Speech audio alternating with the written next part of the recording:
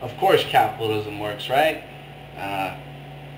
And the free market capitalists will say, well, we haven't tried it the right way. In this talk, Michael Parenti will be delving into the myth that capitalism works.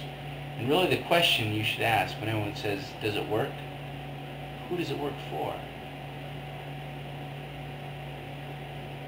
And without getting into too many of the things that Michael Parenti does in his talk, consider the fact that the internet that we all love and enjoy wasn't invented by capitalists. The computers, every high-tech convenience that we enjoy, every major innovation for the last 50 years has been publicly funded and developed. Next time you're watching a commercial, take note when they say developed by NASA. That means you and I pitched in together, funded and developed it. And then we gave it to some poor schmuck who now calls himself a capitalist. That's capitalism. Does it work? Does it work for you? We are taught a few things about capitalism. We're taught that it's a system that works. And we're taught that it's brought us prosperity. That capitalism creates prosperity. I am going to argue against that hypothesis tonight. 1. 2, I'm going to convince you that that hypothesis is wrong. 3, I'm going to do that in the next 5 or 10 seconds.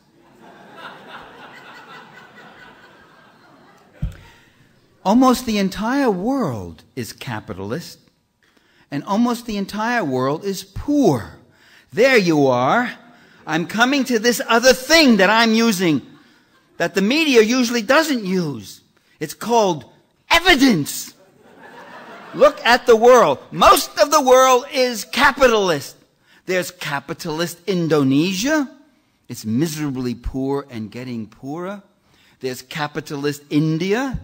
There's capitalist Thailand, capitalist Nigeria, El Salvador, Haiti, Mexico, Brazil, capitalist Argentina, which is falling apart and unraveling, capitalist Russia, Poland, Bulgaria, privatization, third worldization.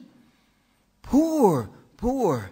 The number of people living in poverty today is growing at a faster rate than the world's population. That is capitalism's expansion. That's capitalism's prosperity that it's bringing. Capitalism does not work quite well for the people in those countries. Now, that is also capitalism at its most successful. Because capitalism in Indonesia works quite well for the capitalists. It's just the people aren't doing too well. Well, okay, gee, I hadn't thought of it. And we never think of those countries as being capitalist, too. Yeah, all right, doesn't work so well for the common people of those third world countries, but it's given us a good standard of living. Well, that, too, I'm going to refute. It's going to take maybe a little longer than 5 seconds, maybe 20, 25 seconds. Are you getting your money's worth or not, all right?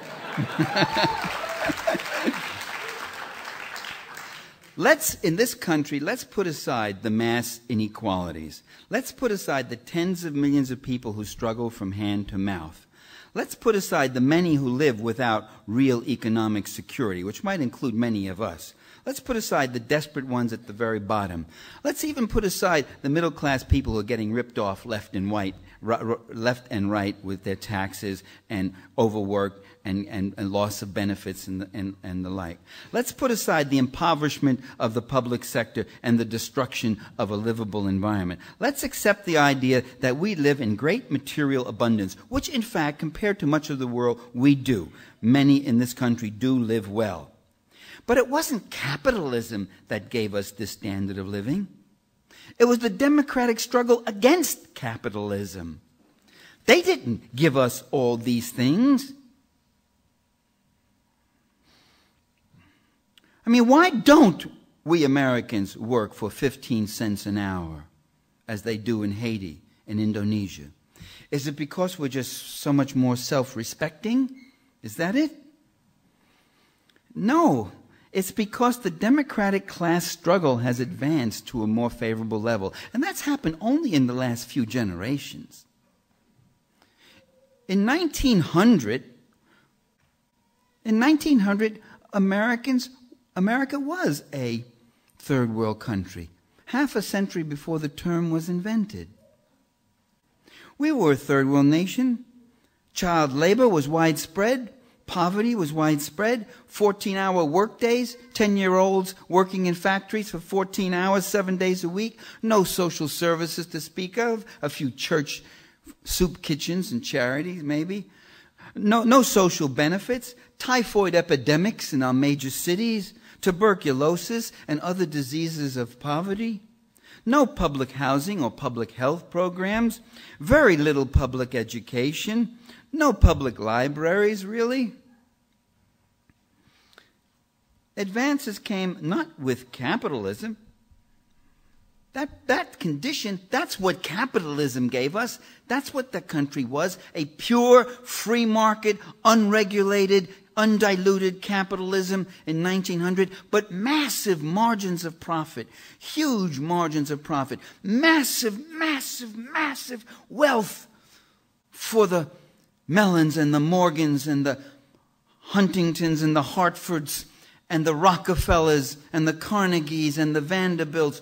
More money than they knew what to do with. And you know what they wanted after they got that money? They wanted more, and they wanted more, and they would destroy whole communities to get more and more and more. Wealth, my friends, wealth is the most damaging and the most dangerous addiction that this society faces.